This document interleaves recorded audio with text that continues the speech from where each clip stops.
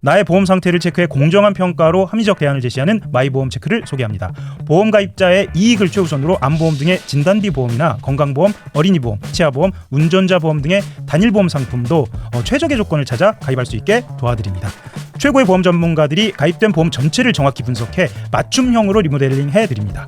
5세대 실손보험 판매 시작됐습니다. 내 보험료가 얼마나 줄어드는지, 보장은 무엇이 달라지는지 마이보험체크에서 실손 점검도 꼭 해보시길 바랍니다. 마이보험체크에 연락해 무료 상담 받으시고요. 합리적 보험 설계로 나와 가족을 위한 가장 특별한 선물을 해보시기 바랍니다.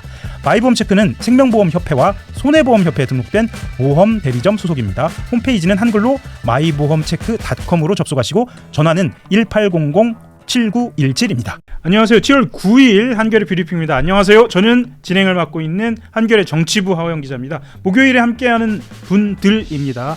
박윤식 평론가 나오셨습니다. 네, 반갑습니다. 허영씨입니다. 아이 뭐 1인 라이브가 사실 쉽지 않잖아요. 아, 그쵸. 끊임없이 얘기를 해야 되니까. 예. 그리고 약간 그 긴장도 더 될 것 같은데. 아, 근데 표정은 굉장히 편안하세요? 뭐 긴장은 뭐 이렇게 많이 하진 않는데 이거 뭐 하다 보면 막 2시간씩도 해야 되니까. 네.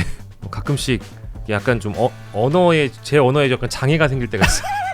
말을 하다가 말을 잊지 못하거나 적절한 어휘를 선택하지 못하거나 아니면 자주 쓰던 사자성어를 헷갈려가지고 완전히 다른 용어를 써버리거나. 예. 이런 그래서 더 재미있으셔. 저도 가끔 일일영식 들어가서 네네. 주말에 저는 가끔 보거든요. 예. 특히나 지난주는 계속 봤던 것 같은데. 아, 네네. 아유. 정말 솔직하게 얘기하시잖아요. 네, 그쵸. 솔직하게 얘기하죠. 거침없이. 예, 그냥 다 얘기하죠. 제 개인 방송이니까. 개인 방송이니까. 아무래도 뭐 이제 톤 조절 같은 것도 잘 안 하고. 예, 그래서 예. 박윤식 평론가가 어떤 생각하는지 궁금하기도 하고 우리 예. 패널에 대한 관심이기도 하고 그래서 들여다 보는데 들여다 보면서 이제 얘는 안 되겠다 이제 이런 생각도 하시고. 성대모사를 또 거기서 반응을 체크하시는 것 같기도 하고 그래서 저도 가끔 연습합니다. 박윤식 평론가 이렇게 하는 거 보면서 예. 막 이런 거 연습하. 저도 물병을 던지는 마음으로 2030들 우리가 또 예. 존경해 줘야 됩니다. 말씀드리는 순간 제가 참 존경하고 사랑하는 우리 신인규 변호사 오셨습니다. 감사합니다.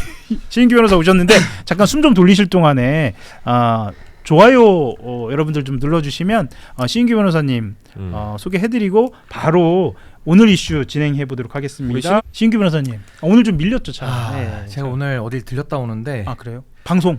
아니요, 그 개인적인 일로 개인적인 갔다 오는데 신호마다 다 차가 정차를 그런 하고 날 있습니다. 네. 오늘 여기 딱 맞게 도착을 했는데 또 마침 엘리베이터가 또 이사중으로 떠가지고 계단으로 지금 계단을 한 100개의 계단을 지금 제가 뛰어서 올라왔습니다. 뛰어서. 근데 평소에 운동을 좀 하시나 봐요.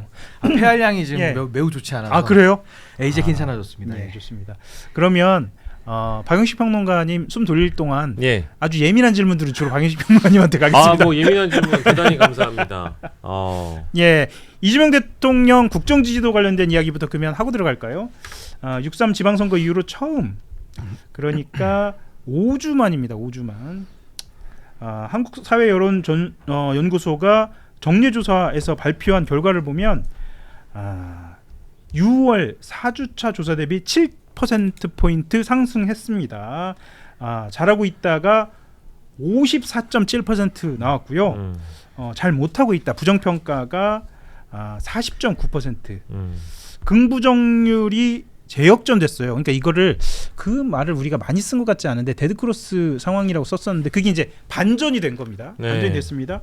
뭐 여러 가지 요인이 지목이 되고 있습니다만 3대 메가 프로젝트 이야기 나오고 있고 이재명 대통령과 문재인 전 대통령이 만나서 여권의 복잡한 상황을 정리한 것도 하나의 긍정적인 효과였다 이런 이야기도 합니다. 어떻게 보셨는지 궁금합니다. 저는 일단 가장 큰 게 정치적 리스크가 좀 해소됐다라는 부분이 분명히 크게 작용했다라고 생각을 해요. 정치적 리스크라고 한다면 이게 대통령이 해외 순방을 가시거나 어떤 국정 운영의 기조를 밝히고 행정을 해 나감에 있어서 그동안 민주당 내부의 어떤 갈등이 특히 이제 정청래 전 대표 측의 이 대통령의 발목을 잡는 듯한 정권은 짧고 국민은 영원하다 등등의 이런 발언들을 통해서 뭔가 이 당청 간의 갈등, 명청대전 이런 식의 표현들이 언론에 끊임없이 보도가 됐었거든요. 그게 지방선거 결과와 같이 맞물리면서 이재명 대통령 책임론까지 좀 가면서 중도 보수 지지층이 빠지는 효과가 발생했다고 저는 생각합니다. 근데 이제는 정청래 전 대표가 대표직을 내려놓기도 했고 그런 전당대회의 어떤 극심한 분열을 또 염두에 둔 상황에서 문재인 전 대통령과 이재명 전 대통령이 어느 정도 좀 교통 정리를 좀 해주는 그런 그림도 좀 보여줬기 때문에 그런 정치적 리스크가 좀 완화됐다라는 인상을 아마도 중도 보수층이 다시 받은 것 같고요. 그래서 집 나가셨던 분이 다시 돌아왔다라고 인식하는 게 첫 번째고 예. 두 번째는 그냥 단순하게 메가 프로젝트를 발표하는 이벤트 효과가 아니라 국정의 방향을 또 새롭게 제시하는 효과를 하나 보여줬다고 생각해요. 그러니까 예. 밑그림을 넘어서 청사진을 보여주고 아주 구체적인 플랜들까지 하나하나 쌓아가는 단계잖아요. 그러다 보니까 그러니까 곧바로 실천 방향이 나오기 시작하는 것 자체가 중요하다는 말씀이시죠? 그렇죠. 예, 예. 그리고 이제 그게 민관 합동 이제 프로젝트이다 보니까 대통령이 가고자 하는 중도 실용 노선에 많은 분들이 다시 한번 힘을 실어주는 그림까지 예. 낳게 되었다. 그래서 지지도가 상당히 많이 좀 뛰고 있는 것 같고요. 이번에 이제 해외 순방 다녀오시면 그 전에는 사실 해외 순방을 다녀오시면 컨벤션 효과라는 게 많이 원래 있어야 되잖아요. 예, 원래 있죠. 없었고 대통령이 뭐 하는지도 예. 사실 국내 언론 보도에서 많이 가리워졌었어요. 뭐 아쉽지만 여당이 뭐 여당 내에서의 뭐 여러 가지 그렇죠. 이 상황들이 있다 보니까 그런 게 많이 맞습니다. 가려졌죠. 그 정치적 리스크도 많이 완화됐으니까 예. 앞으로는 반등 모멘텀을 넘어서 이제 상승의 기류가 탄력을 좀 붙을 것이다라는 그런 생각이 있습니다. 이번 여론조사 두고 핵심 지지층 이야기를 좀 해보아야 할 것 같아요. 왜냐하면 어쨌거나 이제 커뮤니티 중심으로는 늘 관심 있는 게 중도 지지층, 아까 박영식 평론가도 중심되게 얘기해주신 죄송합니다. 중도 지지층 얘기하고 핵심 지지층인데 이번에 보니까 매우 잘함. 저는 이 여론조사에서 매우 잘함을 들여다보는 것은 과학적이지 않다라는 전문가들 이야기는 들었습니다만 그럼에도 불구하고 들여다보니까 매우 잘함이 36.1%로 좀 단단해 보이고요. 또한 4월 2주차 조사 이후에 5연속 하락했다. 이런 평가에서 그러니까 흔들렸다라는 평가에서 반등의 계기를 마련했다는 것에서도 의미 있어 보입니다. 뭐 핵심 지지층 관련돼서는 일타 강사 아니십니까, 신인규 변호사님? 아니 근데 저는 뭐 문제를 잘 짚어야 예. 올바른 처방과 해법이 나온다라고 생각을 하기 때문에 지금의 이 지지율 하락의 국면을 핵심 지지층이 빠졌다라고 해석을 하시는 분이 계시다면 예. 핵심 예. 핵심 지지층이 저렇게 빠졌다가 돌아왔다 하지는 않겠죠. 네. 그러니까 뭔가 그 분석을 좀 잘못 짚었다라는 생각이 들고요. 무엇보다 저는 이게 지방선거 패배 이후에 급격히 떨어졌거든요. 네. 그러니까 회복도 급속하게 저는 이루어진다라는 생각이 듭니다. 결국에는 그 지지율 하락의 의미라는 것이 정당이 정부 지지율을 같이 끌어내리는 구조였거든요. 네. 그러니까 결국에는 선거 패배 이후에도 이거 과연 민주당이 달라질 수 있을까라는 의구심이 저는 경고성의 지지율 하락이 분명히 있었다. 네. 그 생각이 들고요. 무엇보다 이제 정청래 대표가 그동안에 이재명 정부가 가고자 했던 그 삼용 노선, 네. 실용과 포용과 효용의 길을 보여주지 못했기 때문에 그래서 선거에서 패배한 것이고 그럼 앞으로 정청래 대표 연임하면 민주당이 어떻게 되는 거야? 이 걱정과 우려가 상당히 깊었다가 이제는 정청래 대표가 뭐 연임을 도전을 위해서 어쨌든 사표를 냈고 그 이후에 김민석 총리도 이제 당으로 돌아왔고 네. 송영길 후보도 이제 경선에 당대표 경선에 나갈 것이 유력화됐고 지금은 이제 출마 선언을 했기 때문에 예. 이제 많은 분들 입장에서는 민주당이 변화하는구나. 이제는 이재명 정부의 노선 3용 노선과 발맞추어 간다면 예. 앞으로 잘 될 수 있겠구나라는 희망이 생기면서 저는 지지율이 당과 정부가 동반으로 상승하고 있는 이런 국면 아닌가. 그래서 만약에 저는 이번 전당대회가 굉장히 중요한 게 예. 이번에 만약에 3용 노선으로 갈 수 있는 후보가 당선이 돼서 예. 이재명 정부와 발맞춰서 간다면 과거에 MBS 기준으로는 대통령 지지율이 69까지 올라갔었거든요. 예. 저는 그 예전에 그 높은 지지율을 다시 회복할 가능성이 저는 충분하다. 회복할 수 있다. 저는 그렇게 봅니다. 예.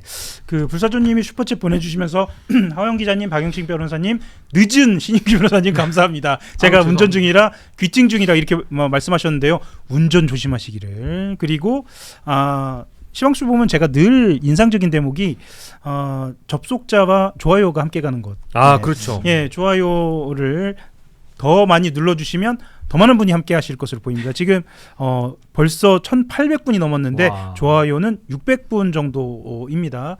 조금만 더 눌러주시면 아마 1타로 활약하신 여러 가지 주제가 있는데 좀 더 깊은 주제로 바로 들어갈 수 있게 예. 좋아요 눌러주시기 바랍니다. 많이 좀 눌러주세요. 네. 네. 예. 어제 커뮤니티에서 가장 화제가 됐던 이야기 바로 짚어보겠습니다. 뉴스공장이에요. 뉴스공장. 뉴스공장 이야기를 좀 할 건데요. 어제 김어준 뉴스공장 뷰리핑에서는 실시간으로 중계가 되는 탓에 제대로 짚지는 못했습니다. 뭐 언급은 했습니다만 어제 뉴스공장에 김민석 전 총리, 김민석 의원이 출연한 것을 두고 하루 종일 시끄러웠습니다. 현안 중심으로 한번 짚어보겠습니다. 어제 어차피 좀 많은 주제들이 소비가 됐으니까요. 첫 번째입니다. 첫 번째는 김어준 공장장이 김민석 의원이 어찌 보면 가장 지금 예민하게 받아들이고 친청계에서 가장 공세를 높였던 비상계엄 해제 표결 당시에 어디 있었느냐. 그러니까 뭐 이거를 이제 이성윤 의원 같은 경우에는 감기약 먹고 잤다는데 성분이 뭐냐 이런 방식으로도 공세를 폈습니다. 이거를 뉴스공장이 확보한 CCTV를 통해서 사실상 해소해주는 역할을 했습니다.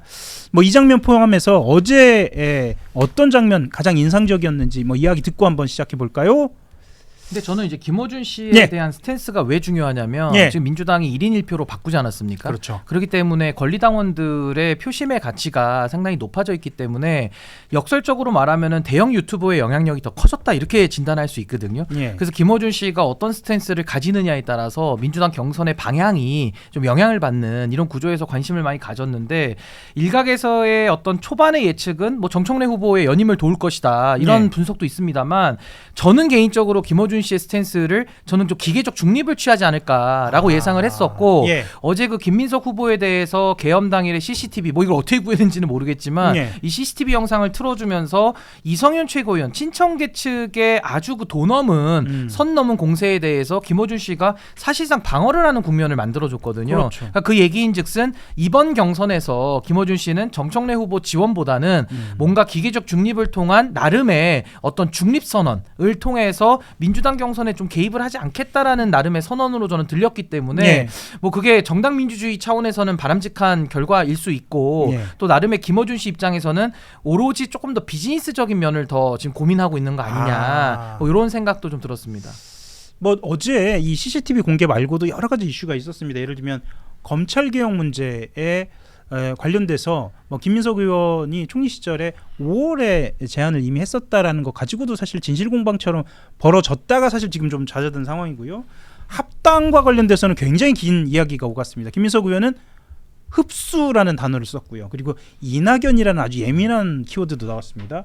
어떤 데가 가장 인상적이셨나요? 그러니까 저는 이제 완급 조절을 하는 언론인의 모습을 어제 보긴 했어요. 그러니까 이제 그동안 김어준 씨의 경우에는 저는 언론사 대표가 됐고 그리고 청와대에 심지어 출입 기자까지 넣는 그런 뉴미디어의 가장 큰 혜택을 받은 채널 중에 하나임에도 불구하고 이재명 대통령 집권 1년 기간 동안 사실 좀 무수히 많은 논란들을 양산해냈던 건 사실이거든요. 그리고 그 논란이 만들어졌을 때도 저는 뭐 특유의 인정하지 않고 겸손은 힘든 모습들을 봐오면서 이제 제가 알던 김어준 씨가 이제 드디어 교주화되어 가고 있구나. 교리를 설파하는 정도로 사람들을 선동하거나 세뇌하는 방식인가 이게? 그러면 이제 거기에 대한 어떤 옳은 목소리나 지적하는 타당한 지적을 하는 사람들이 완전히 뭐 반 김어준의 선봉장들처럼 여겨지면서 낙인도 찍히고 욕도 먹고 뭐 용역인이 촉법인 이런 얘기를 들었던 거 아니겠습니까? 사실 뭐 고생 좀 하셨나요? 아니 근데 많이 하셨죠. 근데 어제는 저는 완급 조절을 하는 모습 그러니까 날카로울 땐 날카롭고 상대방을 살짝 뭐 이낙연이라는 단어를 등장시키면서 긁기도 하고 뭐 뭔가 답변을 뭐 유도해내려는 방식도 쓰고 그러면서 한편으로는 또 시작할 때는 CCTV 보여주면서 가장 뭐랄까 크리티컬한 논란을 정청래 대표 측에선 제기하려고 했는데 그걸 그냥 묻어줘 버렸잖아요. 그런 걸 봤을 때는 이제 저는 김어준 씨가 무능하거나 정무 판단이 떨어지는 정치인들과의 결별선언을 어제 저는 했다고 봐요. 이제 뭔가 비즈니스가 되는 정치인들에 대해서 새로 이제 옥석 가리기를 시도하려고 한다. 저는 그런 판단이 들었고 그래서 어제 한 문장으로 일축하면 김민석 전 총리는 확실히 노련해서 인터뷰 일황이라는 닉네임을 드리고 싶고 역시 그 김어준 씨는 비즈니스 일황이다.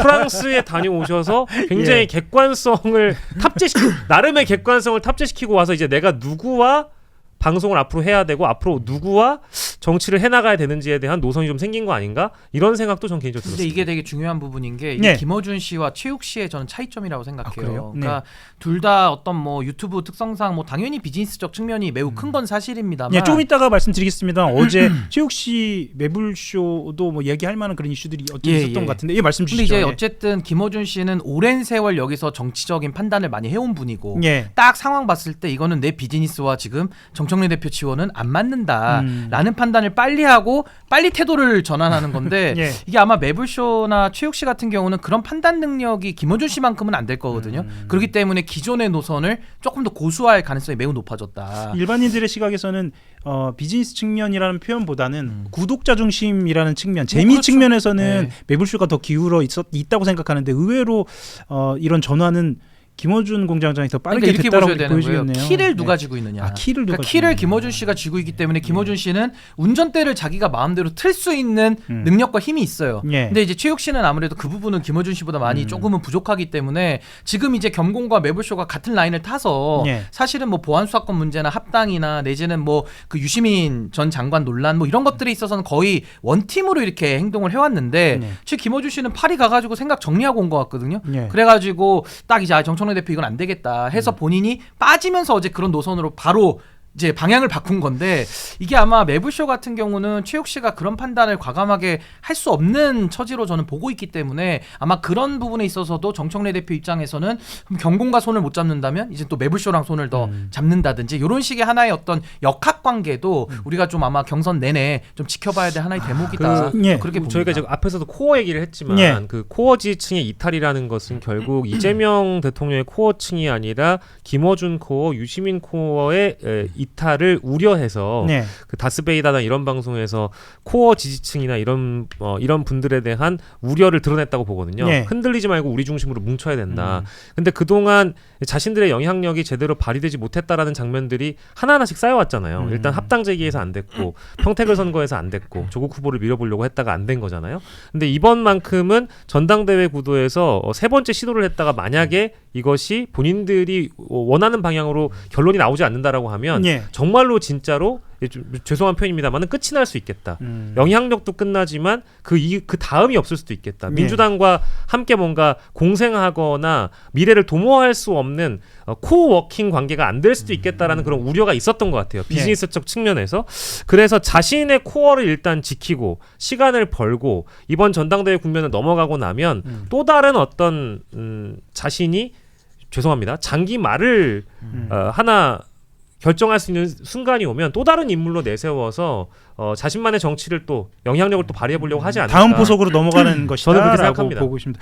사실 기자 생활을 제가 벌써 20년을 넘게 했는데 인터뷰를 잘하는 사람 중에 한 사람이 김어준입니다. 그렇죠. 네. 어제 오랜만에 김어준 공장장이 아주 흥미로운 아주 팽팽한 긴장감을 가진 인터뷰를 한 것 같아요. 옛날 그러니까, 모습 봤어요. 예. 이거 아마 못 보신 분들은 굉장히 이 재밌는 부분 포인트를 여러 가지에서 찾으실 수 있을 것 같아요. 네. 드라마 같기도 했습니다. 예, 그 그러니까 팽팽한 긴장감이 그 김민석 후보의 표정도 예. 보다 보면은 뭐 이게 재밌다는 표현이 좀 죄송스럽긴 합니다만은 저 때 저 표정은 어떤 의미일까? 그렇게 생각하면서 보시면 더 재밌긴 하죠. 그러니까 뭐랄까요, 진짜 이 한쪽은 정치에서 산전수전 다 겪었고 한쪽은 방송이나 유튜브 쪽에서 산전수전 다 겪은 사람들이 일합을 겨루는 느낌도 있었습니다. 뭐 그런 느낌을 갖고 보셔도 아마 흥미롭게 보실 수 있을 것 제가 같아요. 너무 이게 그 어떤 인물의 내재적인 접근을 잘해서 죄송한데 저는 김어준 씨가 굉장히 스마트하신 분이라고 생각해요. 예. 그래서 정말 산전수전 공중전 다 겪으신 분이고 얼마나 많은 정치인들의 흥망성쇠를 받겠습니까? 근데 본인도 어느 순간 이재명 정부 1년 동안 본인이 원했던 방향대로 가지 않을 수도 있고 그리고 정권과의 어떤 이런 갈등이 분명히 생길 수도 있는 거지만 이 다음을 넘어가는 기술이라는 게 분명히 그에겐 존재할 거거든요. 그리고 거기에 더해서 본인이 가고자 하는 방향과 나와 같이 활동했던 이른바 이제 팀 김어준 소속의 멤버들의 입장이 달라졌을 때 그가 어떤 방향을 취해야 될지는 사실 과거에도 그런 사례들이 좀 있어 왔어요. 윤석열을 밀었다가 윤석열이 안 되면 윤석열을 빠져나오는 방식. 거기까지 가나요? 아니 사실 그렇잖아요. 그렇네요. 아니, 예. 아니 그게 어쨌든 사실이니까. 윤석열이 훌륭한 검사라고 띄워줬던 인물은 김어준 씨이기도 하거든요. 근데 윤석열이 이러다가 문재인 정부에서 대통령 후보가 되고 대통령이 됐을 때 이거를 내가 어떻게 빠져나와야 하지? 그 기술이라는 거는 우리 같은 일반인이 모를 정도로 굉장히 기술이 탁월하신 분이란 말이에요. 알겠습니다. 그러면 이슈를 한번 네. 아주 깊게 좀 더 들어가 보겠습니다. 너무, 그러면은 너무 제가 길게 얘기했나요? 아니요. 제가 혹시 말 아닙니다. 잘났나요? 아닙니다. 예. 다 했습니다. 아직은 제가 미숙해서 노력해 보도록 하겠습니다. 왜냐하면 다음 이슈가 또 예민한 이슈여서 나의 보험 상태를 체크해 공정한 평가로 합리적 대안을 제시하는 마이보험 체크를 소개합니다. 보험 가입자의 이익을 최우선으로 암보험 등의 진단비 보험이나 건강보험, 어린이보험, 치아보험, 운전자 보험 등의 단일보험 상품도 최적의 조건을 찾아 가입할 수 있게 도와드립니다. 최고의 보험 전문가들이 가입된 보험 전체를 정확히 분석해 맞춤형으로 리모델링 해드립니다. 5세대 실손보험 판매 시작됐습니다. 내 보험료가 얼마나 줄어드는지, 보장은 무엇이 달라지는지 마이보험 체크에서 실손 점검도 꼭 해보시길 바랍니다. 마이보험 체크에 연락해 무료 상담 받으시고요. 합리적 보험 설계로 나와 가족을 위한 가장 특별한 선물을 해보시기 바랍니다.